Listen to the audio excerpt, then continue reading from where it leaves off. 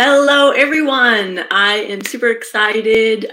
Today is the day I'm doing the Q&A session. Woo, I've got my flip chart back here. I got quite a few questions from a lot of different people, so thank you so much if you've already submitted your question. Here's another one, which is a little bit similar, and this is related to jumping, I think. So she also has a question about jumping. So what do I do with a horse that won't go through water or ditches? So again, you have to kind of go back to basics. So I usually introduce stuff to horses on the ground first, especially if it's a young horse. Maybe if it's a older, like oldie goldie horse that I know a little bit more about, I might kind of like encourage it while I'm on the horse. But usually I do stuff on the ground first. So you need to, and again, you know, all of these exercises are in the speaking horse language course. So I'm going to try and sort of give an example. So you have to be able to, when you're leading your horse, okay, it starts with leading. You have to lead your horse like a leader. Okay, it's called leading. It's not called following, right? You're leading your horse. I don't mean you're dragging the horse behind you. You're next to the horse. You're at their shoulder. You're with them. They are moving with you. Okay, they are so focused on you because at any moment you might start walking slow, start walking fast, you might stop. You might ask them to back up a few steps. You might, ask them to trot a few steps and then walk. You know, you're breathing. You're doing all of these things, right? So you're the most interesting person in the universe to them. And so you're leading your horse. So it starts with the leading. So you might lead them through the water or the ditch. And you'll know, you know, if your horse has a real connection with you, if you can lead them through water. Okay, when your horse is so with you that you are the most interesting person in the universe and they're just like, can't get enough of you, they will do anything for you. And as soon as you start going into the water, they're like, I'm with you, right? That's what you want. So if you can lead them, then at some point, you know, you get further and further away from them, and then it's called lunging, right? So you're at a distance and you're still, even from a distance with a lunge, and I don't mean chasing them with a whip or like it's your body language, right? It's your energy.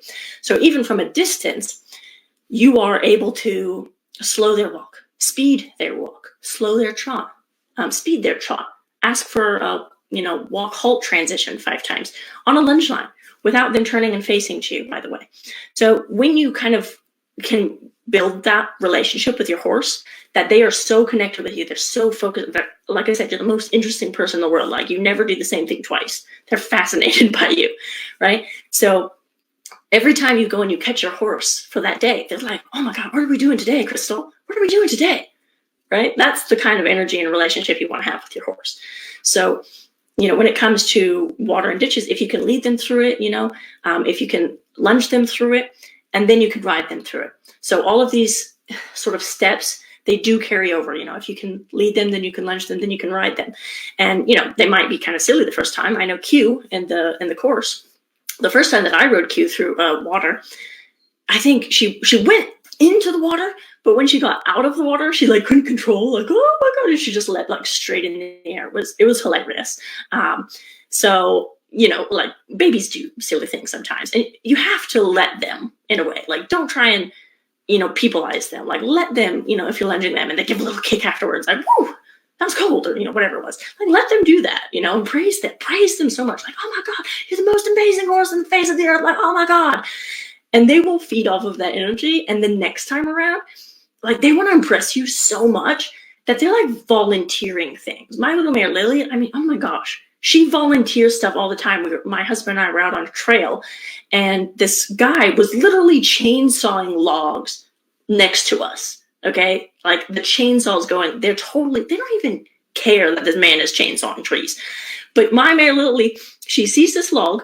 There's no branches on her where like he's already cleaned it or whatever. She sees this little log, and by herself, she's taking me to this log. Like, we can jump it, like I love it. So I let her, and it was just, I want that. I want a horse that is like volunteering stuff for me.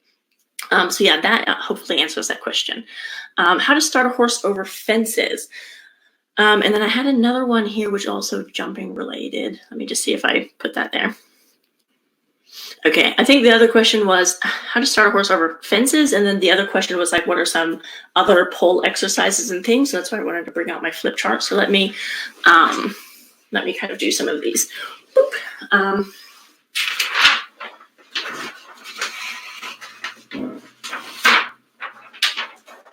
Okay, so firstly, when you're starting a horse over fences, the assumption is that you've done poles, poles, poles, poles, poles. Okay, I want you to do so many pole exercises that your horse is like completely unfazed by poles. Because if they can't ride to a pole, you can't ride to a jump. Okay, so getting getting yourself so that you just have like this, I don't know, quiver of arrows of like pole exercises, that is going to be a huge help in your jumping. So one of the exercises, I want to start first with like poles, because somebody was asking about poles, and then I'll talk more specifically about fences. So if you're just kind of doing like the normal trot poles or whatever, let me make sure, can you guys see that? I'm going to make it a little bit darker.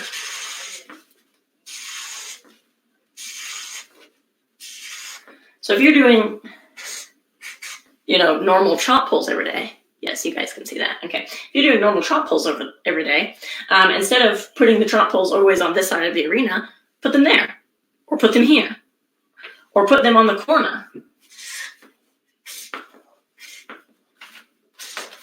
Yeah, and make them go in a corner. Let me just make sure you guys can see that. Yeah, make them go in the corner. What you can also do is maybe, if you're going over your trot poles, maybe put two little cones. Put two little cones, and you have to halt after the cones. So they have to go through the trot poles and then halt. Maybe start with the cones quite far away, and then gradually make the cones closer and closer. And then when you halt, you can trot and either go around, or you can do like a turn on the haunches or something, and then go back over the poles, and then have two little cones here, and halt there. So just doing stuff like that. If you are bored with trot poles, do canter poles. They're a little bit further apart. They should kind of bounce over the poles. Do some canter poles. Put them on in the middle of the arena, so that you have to go around the corner and then do your poles. And then put your little cones here and halt there. And then do a little figure 8 and, do it from this side. Yeah, so you can use the same poles and just move them around the arena. You don't have to go out and buy 50 new poles. You can kind of move things around and be creative.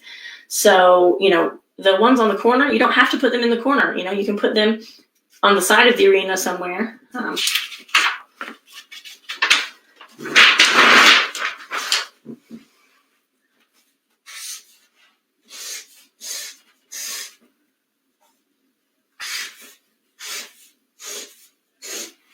Yeah, you could do like a little lunge circle over the poles. You can just have the one set. You don't have to have the 2 sets, but you can do it on a circle.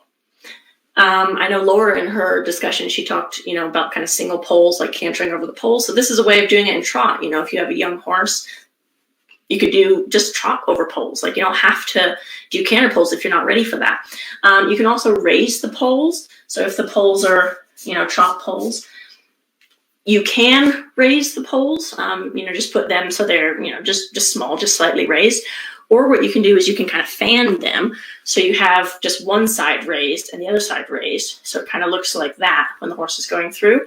That, if you have a horse that's kind of dragging its feet, when you raise them like that, yeah, so it's kind of alternating. Hopefully that makes sense.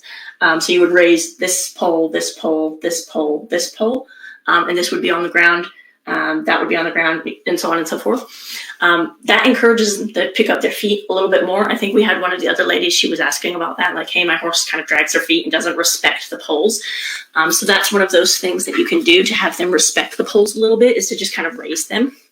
And again, raise them and, put it on a circle once you're a little bit more advanced. Raise them and do it at canter, so there's all kinds of, it's a never ending.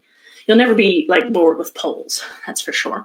And then how to start a horse over fences. So again, the assumption is you've done poles so much that it's like boring now, which I don't think you can ever get bored, but set up a course of poles. Okay, set up a course of poles or a course of cavalettis. And again, I'll just kind of make a little picture.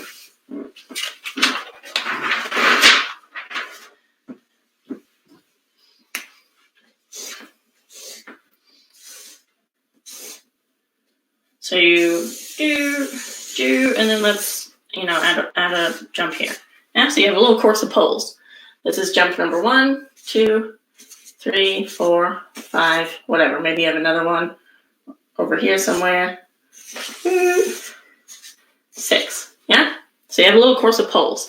If you're introducing your horse to fences, I mean, if you're able to jump a course of poles or little tiny little like cavalettis or raised poles, so, do this in trot, do this in canter. They have to go around the corners. You have to adjust their stride. Pretend that you're jumping the poles, come up into jump seat, sit back down, slow them, speed them, make your distances, whatever, count your distances between the strides. If this is 3 strides, make sure you're getting 3 strides. If this is 5 strides, make sure you're getting 5 strides. So if you can do a course of poles, make them X's, little cross rails, okay? Put the standards, and then just make them little X's, okay? It doesn't have to be big. It's like 6 inches or something. I mean, depending on the level with your horse.